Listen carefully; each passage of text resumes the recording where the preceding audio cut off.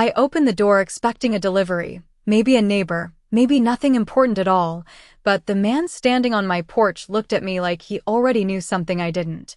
And the first words out of his mouth made my stomach drop before I even understood why. "Ma'am, I think your grandson isn't who you believe he is." I didn't gasp, I didn't slam the door, I didn't call for my son. I just stood there with my hand still on the handle, feeling the late afternoon air slip into my house like it belonged there. Like whatever he carried with him had already decided to cross that threshold, and for a second I considered laughing, because people say strange things all the time, but something in his eyes stopped me, something quiet and steady, like he wasn't here to convince me. He was here because he already had proof. "You have the wrong house," I said, or at least I think I did, because my voice didn't sound like mine. It sounded thinner, like it had been pulled too tight, but he didn't move, didn't apologize, didn't even blink.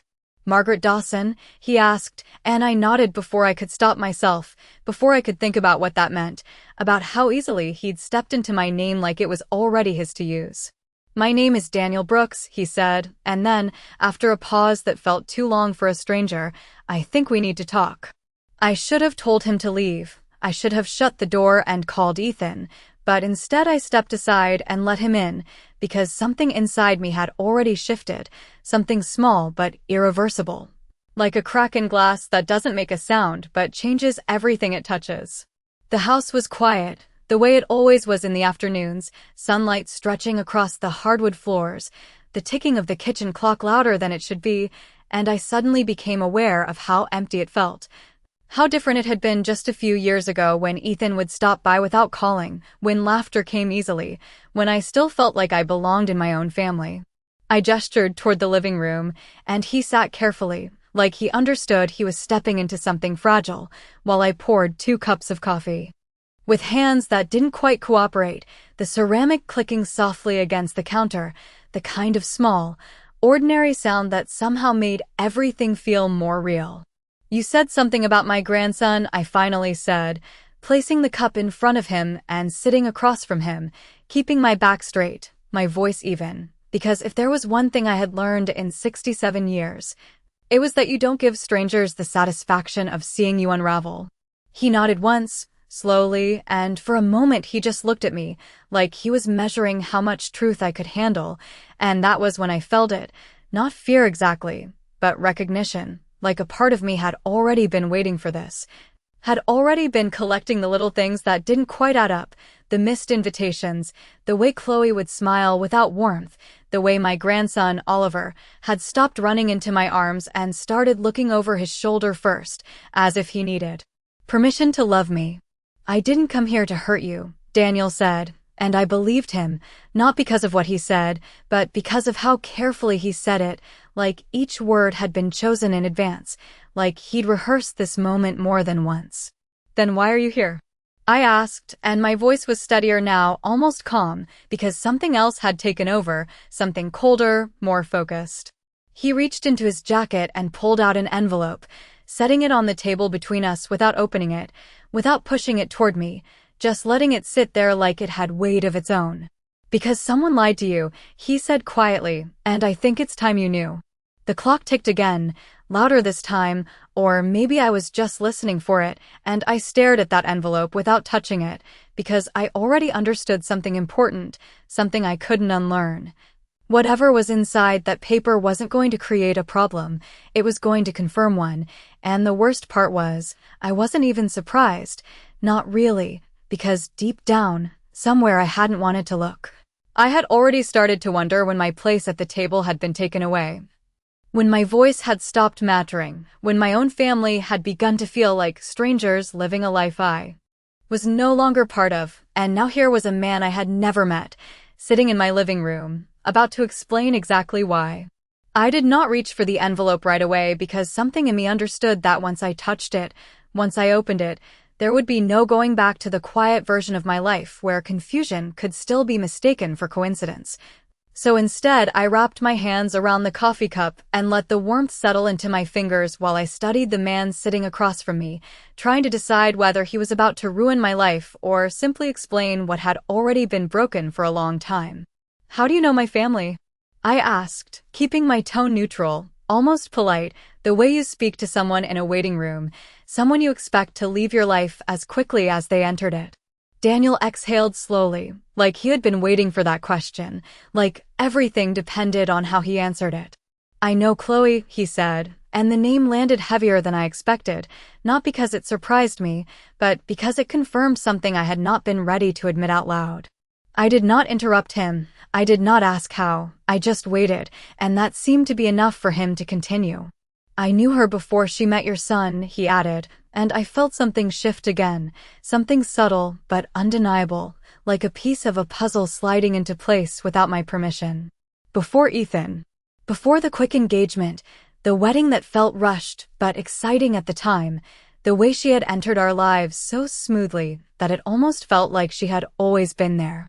That was years ago, I said quietly, more to myself than to him, and he nodded.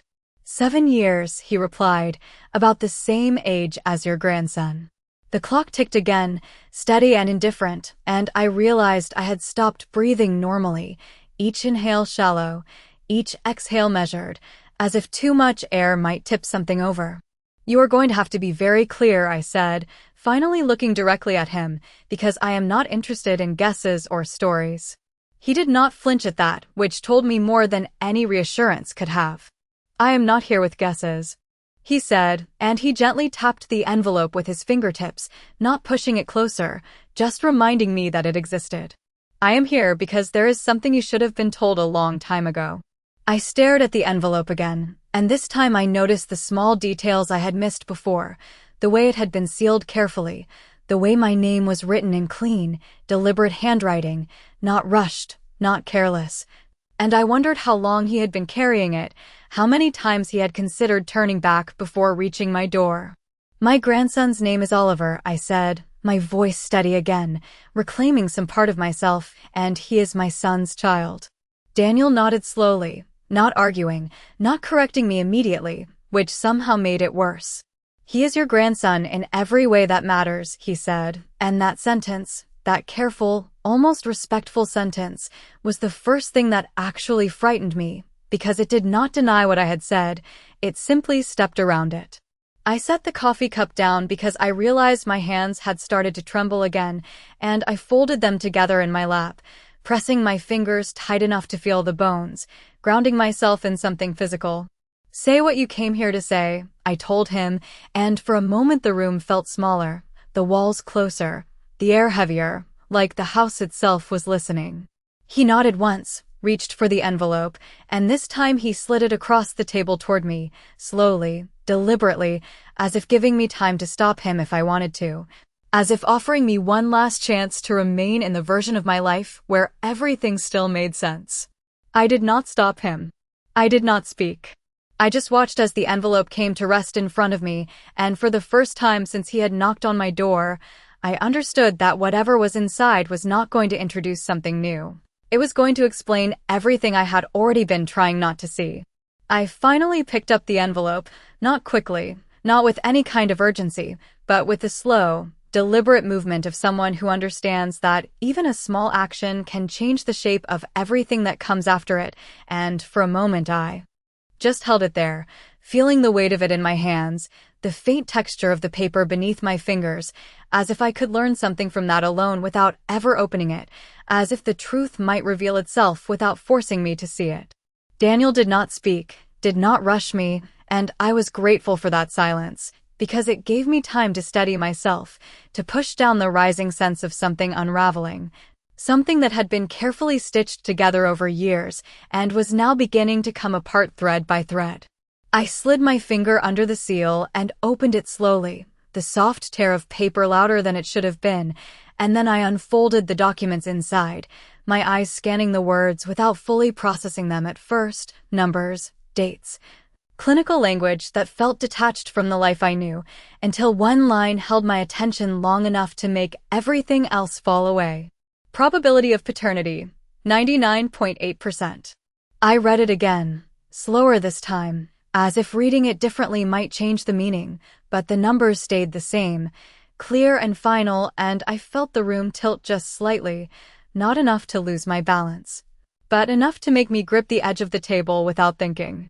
"This was done through a licensed lab," Daniel said quietly, his voice careful, measured, like he was placing each word somewhere safe. "It is accurate." I nodded once, because I understood that part. I understood what numbers meant, what certainty looked like when it was written down without emotion, without interpretation, and that was what made it harder to deny.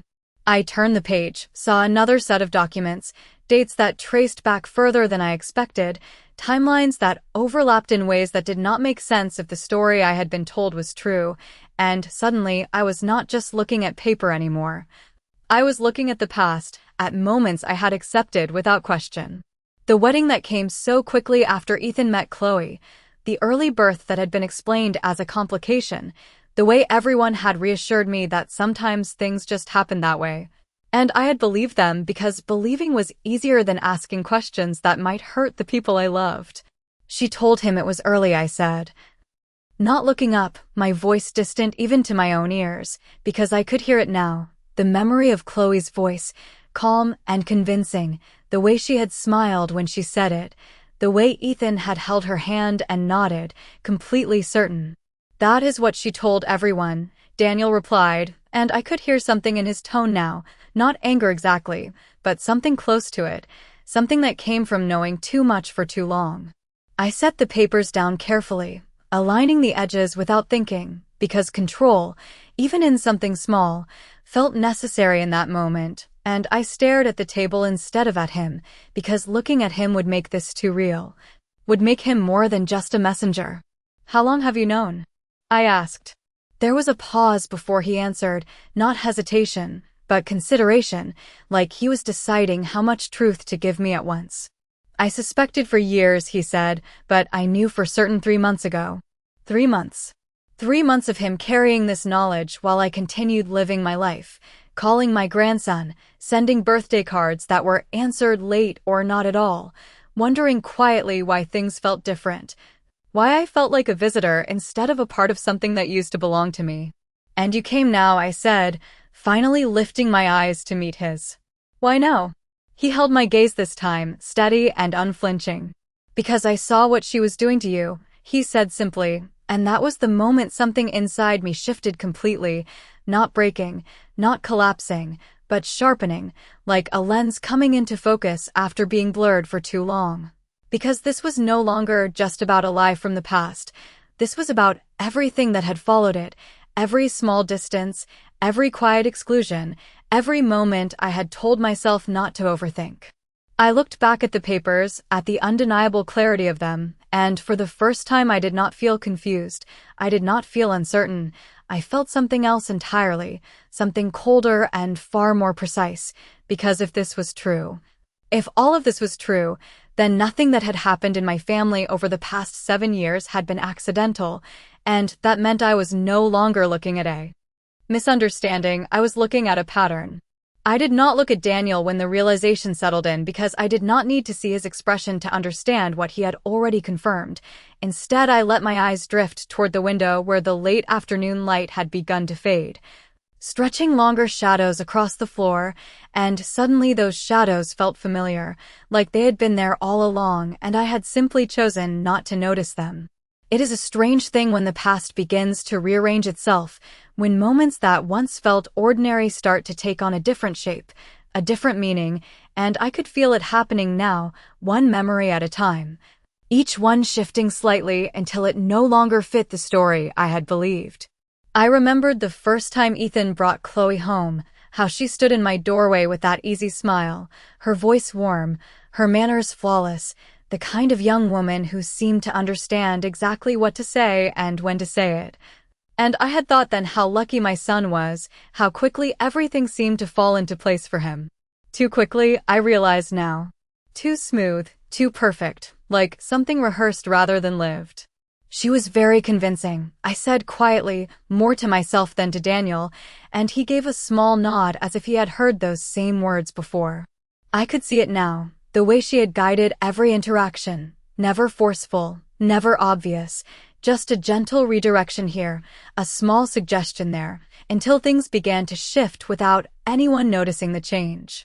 Sunday dinners became less frequent, then moved entirely to their house where I was no longer needed to host, then slowly stopped altogether with explanations that always sounded reasonable at the time: work schedules, school activities, busy weekends.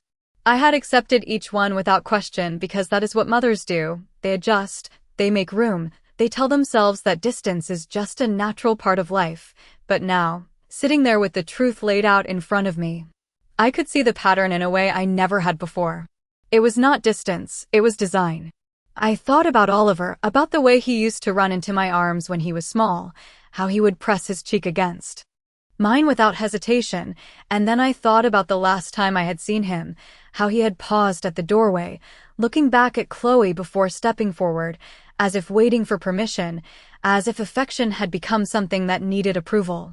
That moment had bothered me then, but I had pushed it aside, told myself I was imagining things, that children change as they grow, but now it felt like a clue I had ignored, one of many. "She kept you at a distance," Daniel said softly, and I realized he had been watching my expression, reading it as easily as if I had spoken the words aloud. I nodded slowly, because denying it now would be pointless. "Not at first," I said. "It was gradual. Gradual enough that I never had a reason to question it. Gradual enough that by the time I felt the loss, it had already become normal." I could see the conversations now, the subtle comments that seemed harmless at the time, the way Chloe would say things like, "Margaret seems tired lately," or "Maybe it is better if she rests this weekend," always framed as concern, always delivered with a softness that made it difficult to challenge. Ethan had trusted her, of course he had, because he loved her, because he believed in the life they were building together, and I had trusted him, which meant I trusted her too, at least enough not to interfere. That was my mistake, I realized, not trusting her, but trusting that I would always have a place that did not need to be defended. I looked back at the papers on the table, at the clean, undeniable lines of evidence, and then back at the memories that now felt different, sharper, more defined, and I understood something with a clarity that left no room for doubt. I had not been slowly drifting away from my family. I had been carefully moved, step by step, until I no longer stood in the center of it, until I was somewhere on the edge, watching from a distance without even realizing I had been placed there. I leaned back slightly in my chair, not to relax, but to create distance, as if even a few inches might give me the clarity I needed to see everything without the distortion of emotion, and for the first time since Daniel had stepped into my home, I allowed myself to think forward instead of backward, to consider not just what had happened, but what it meant now, in this moment, with the truth sitting quietly on my table like it had always belonged there. "Does Ethan know?" I asked, and the question felt heavier than anything else I had said, because it carried with it the weight of everything that could break if the answer was no. Daniel shook his head slowly. "No," he said, and I did not want him to hear it from me. That made sense, more than I expected it to. Because despite everything, despite the deception, despite the years of quiet manipulation, this was still my son, still the boy I had raised, and there are some truths a mother understands must be handled carefully. Not because they are fragile, but because the person receiving them is. I nodded once, absorbing that, and then I looked down at my hands again, steady now, no longer trembling, which surprised me more than anything else, because I had expected to feel overwhelmed, to feel broken, but instead there was something else taking shape. Something quieter and far more controlled. "There is more, is there not?" I said, not as a question but as a recognition, because this did not feel like the whole story, it felt like the center of it, the part everything else would connect to. Daniel hesitated for a fraction of a second, and that hesitation told me enough. "Yes," he admitted, and he reached into his jacket again, pulling out another set of documents, placing them beside the first, careful not to overlap them, as if each piece needed its own space to be understood. I did not rush this time. I did not hesitate either. I simply picked up the new pages and began to read, and as I did, the pattern that had begun to form became undeniable. Dates that matched too neatly with major changes in Ethan's life, financial records that showed small but consistent transfers I had never been told about, legal names that did not match the one I knew, and suddenly Chloe was no longer just a woman who had lied. She was a woman who had constructed something deliberate and sustained. She has done this before, I said quietly, and Daniel nodded again. Twice that we could confirm, he replied. I closed my eyes for a brief moment, not to escape, but to organize, to take all of this and place it where it belonged, because this was no longer a question of whether something was wrong. It was a question of how long it had been wrong and how carefully it had been maintained. And Ethan, I said, opening my eyes again, he is still where she wants him to be. It was not a question, and Daniel did not treat it like one.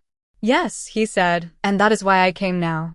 I understood that too, perhaps more than he expected, because if this had continued, if no one had stepped in, if the pattern had been allowed to complete itself, then eventually there would have been nothing left of the life I recognized, not for me. And not for Ethan either. I looked around my living room then, really looked, at the photographs on the shelf, at the small details that had remained unchanged even as everything else had shifted, and I realized something that settled into me with a quiet certainty. I had not lost my place by accident. It had been taken from me piece by piece, and now that I could see it clearly, I also understood something else. I was no longer willing to stay where I had been placed. I set the papers down carefully, aligning them again out of habit, and then I looked directly at Daniel, my voice calm, steady, completely my own. You were right to come, I said, and I meant it, not because I welcomed what he had brought, but because I recognized what it allowed me to do next, and for the first time since the knock on my door, I was no longer reacting, I was thinking. And that difference changed everything. I did not rush to speak after that because speaking too quickly would have meant reacting, and I was no longer interested in reacting. I was interested in understanding every angle, every detail, every possible move before I made one of my own. So instead I stood up slowly and walked to the kitchen, not because I needed anything, but because movement helped me think, and I could feel Daniel watching me, not impatient, not pressing, just waiting, as if he understood that whatever came next had 2. Come from me. I ran the faucet for a moment, letting the sound fill the silence, then turned it off and leaned against the counter, looking down at the familiar surface that suddenly felt like it belonged to a different life, a simpler one, before everything had shifted into focus. If this has been going on for this long, I said finally, still facing away from him, then she has already planned for what happens if the truth comes out. It was not a question, and Daniel did not treat it like one. Yes, he said, and I could hear the weight of that single word, the confirmation of something I had already begun to consider. I turned back then, meeting his eyes again, and there was no hesitation left in me now, only clarity. Then I cannot confront her without preparation, I continued, and I saw a flicker of recognition in his expression, like he had hoped I would say exactly that. No, he agreed, you cannot. I walked back into the living room and sat down again, but this time I did not look at the papers immediately. I looked at the space around them, at the distance between them and me, and I understood that what I needed now was not more shock, not more explanation, but structure, something to hold on to that would allow me to move forward without losing control. Tell me everything you know, I said, my voice steady, deliberate, and this time it was not a request, it was a direction. Daniel nodded and leaned forward slightly, not aggressively, but with purpose, and he began to speak, not in fragments, not in vague suggestions, but in a clear, measured sequence that built upon itself, piece by piece, until the entire picture stood in front of me. He told me about the timeline, about when Chloe had left him, about how quickly she had appeared in Ethan's life after that, about the inconsistencies that had seemed small at first, but became impossible to ignore when placed side by side. And I listened without interrupting, without reacting, letting each detail settle into place like it belonged there. When he finished, the room was quiet again, but it was a different kind of quiet now, not uncertain, not fragile, but defined, like the pause before a decision is made. I reached for the papers again, but this time I did not read them. I simply placed my hand over them, anchoring myself to the reality they represented. I will need time, I said, more to myself than to him, but he nodded anyway. Of course, he replied. I looked up at him then, studying his face in a way I had not allowed myself to before, and I realized something that had not been clear at the beginning. He was not here to take anything from me. He was here because something had already been taken, and he had chosen not to ignore it. "You will not contact them," I said, and again it was not a question. "No," he answered immediately. "Not without your agreement." That was important, more important than I expected, because it meant that for the first time in this situation, I was not being moved without my knowledge, I was not being guided without my consent, I was the one deciding the next step. I stood up again, this time with intention, and walked toward the front door, opening it just enough to let in the cool evening air, a quiet signal that this conversation was ending, not because it was finished, but because I had what I needed for now.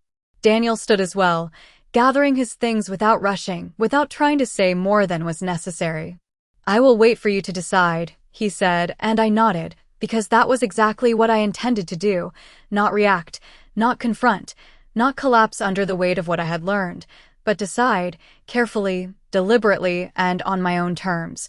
Because if everything I believed had been built on a lie, then the next thing I built would not be. That night, after Daniel left, the house felt different in a way I could not ignore, not emptier, not louder, just clearer, as if something invisible had been removed and what remained was sharper, more defined, less forgiving. And I did not turn on the television or call anyone or try to distract myself. I simply sat at the dining table with the papers spread out in front of me and allowed the silence to settle fully, because for the first time in years, I needed to hear my own thoughts. Without interruption. I read everything again, slower this time, tracing each date, each name, each small inconsistency that now felt like a deliberate mark instead of a coincidence, and I began to organize it in my mind the same way I had organized every difficult moment in my life, not emotionally, but logically, piece by piece until it formed something I could work with. Chloe was not careless, that much was obvious, which meant any move I made without preparation would only give her time to adjust, to explain, to redirect, and I had seen how effective she was at that, how easily she shaped the narrative when no one challenged her. So this could not be impulsive, it had to be precise. I reached for my phone and scrolled through old messages, not because I expected to find anything new, but because I wanted to see them differently, through the lens I now had, and there it was, the pattern again, responses delayed just enough to feel accidental. Plans that changed at the last minute with reasonable explanations, invitations that never quite reached me until it was too late, all small on their own, but undeniable together. I set the phone down and leaned back, closing my eyes for a moment, not to escape, but to think forward, to map out what came next, because there was no longer any question about whether I would act, the only question was how. I stood up and walked to the hallway where a framed photograph hung, one of the few recent ones I had, Ethan standing beside Chloe, Oliver in his arms, all of them smiling in a way that once felt natural and now felt constructed, and I studied it carefully. Not with sadness, but with recognition, because I could see it now, the slight distance in Ethan's posture, the way Chloe's hand rested just a little too firmly on his arm, subtle, but intentional, and I realized something I had not fully understood before. She had not only inserted herself into his life, she had positioned herself as the center of it. I turned away from the photograph and went back to the table, gathering the papers into a neat stack, aligning the edges with care, because order mattered, especially now, and I opened my laptop, something I had not done in weeks without purpose, and began to search. Not randomly, not emotionally, but specifically, names, records, public filings, anything that could confirm or expand what Daniel had shown me, and it did not take long before more pieces appeared, small details at first, then larger ones, until the picture was no longer just convincing, it was complete. I did not feel anger the way I expected to. I did not feel the need to confront or accuse.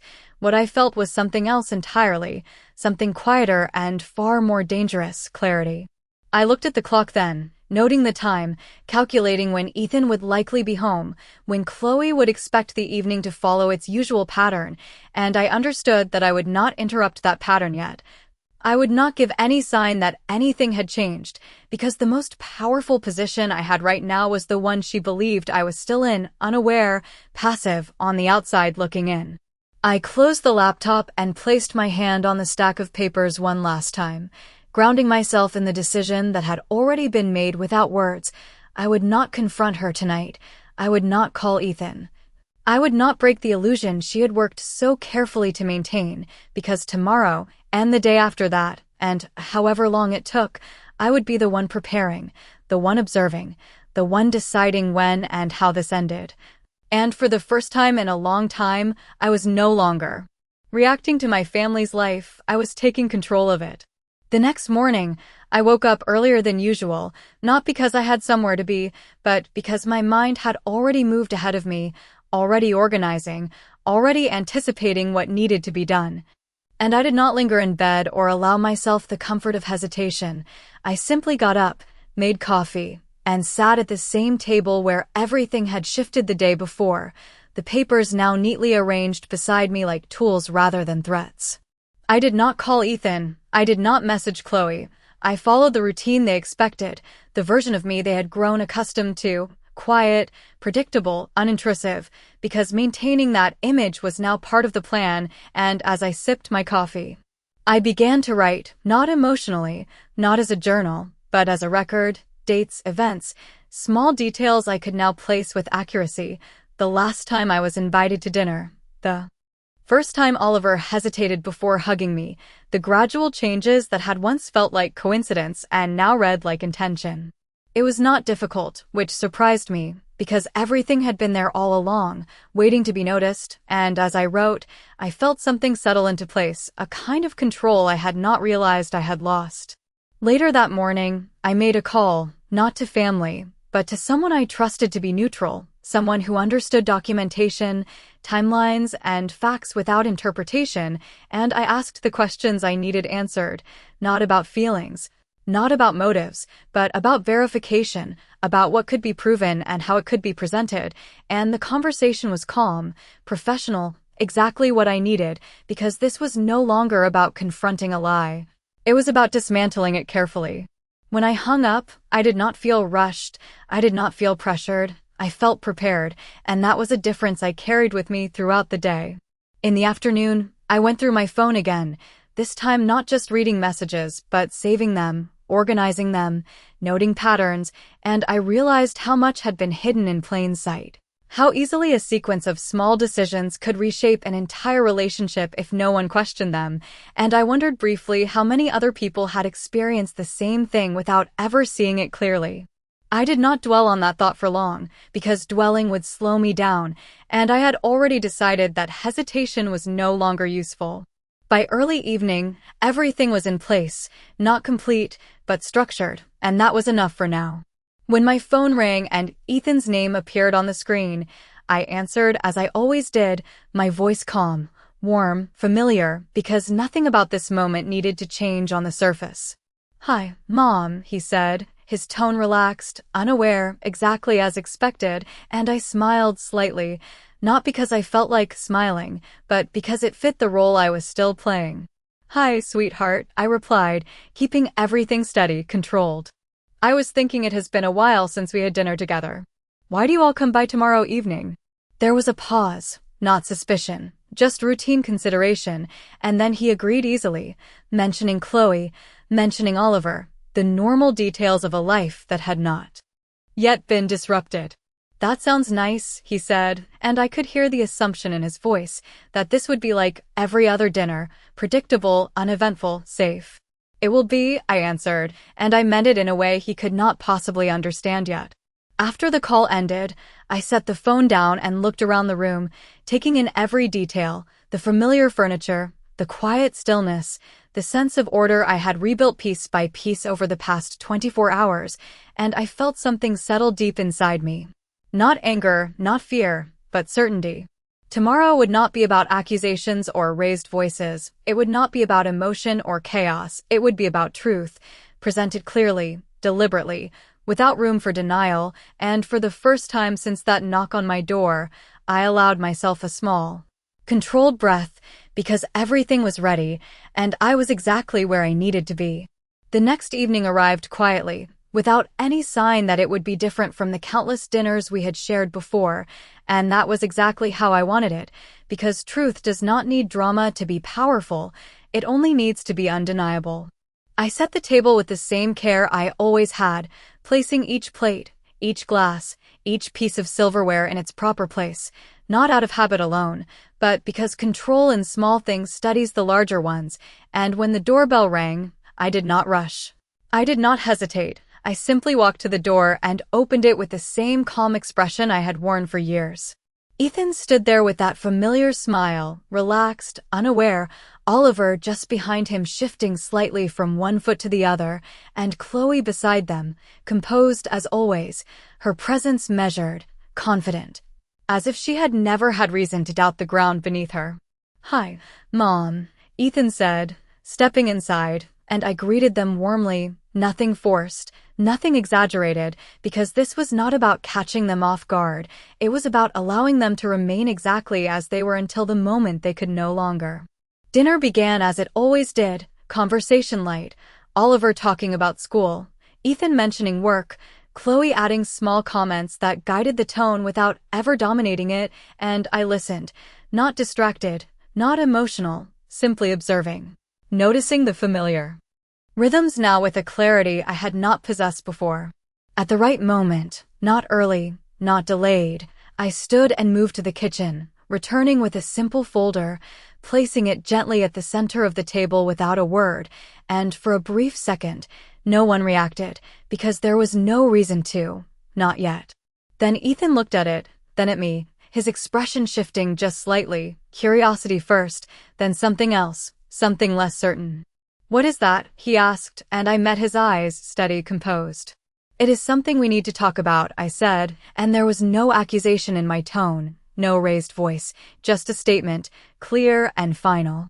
Chloe's posture changed almost imperceptibly, a slight straightening, a tightening of her shoulders, and I saw it, that first small crack, not in her composure, but in her certainty.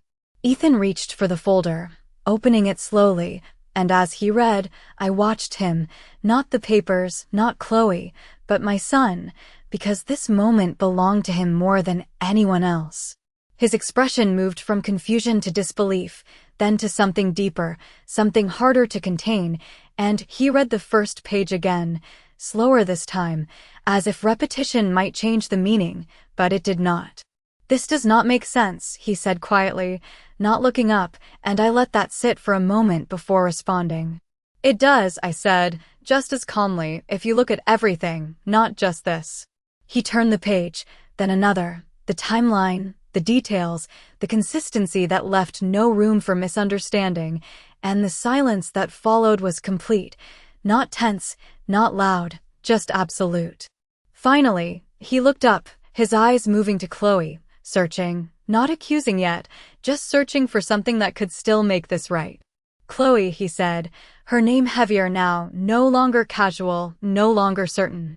She did not answer immediately, and that pause, that fraction of a second where she chose silence over explanation, said more than any denial could have. I did not speak, I did not intervene, because this was not my moment to explain, it was his moment to understand. "Is this true?" he asked, and his voice was still controlled, still measured, but beneath it was something breaking, something shifting in a way that could not be undone. Chloe finally looked at him, and for the first time since I had known her, she did not have an immediate answer, no careful phrasing, no redirection, just a stillness that confirmed everything without a single word.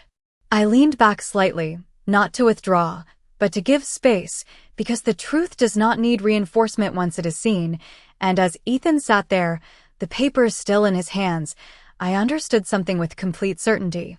The life he thought he was living had just changed, not because I forced it to, but because it could no longer remain hidden, and I had done exactly what I needed to do, nothing more, nothing less. I had simply brought the truth to the table and let it speak for itself.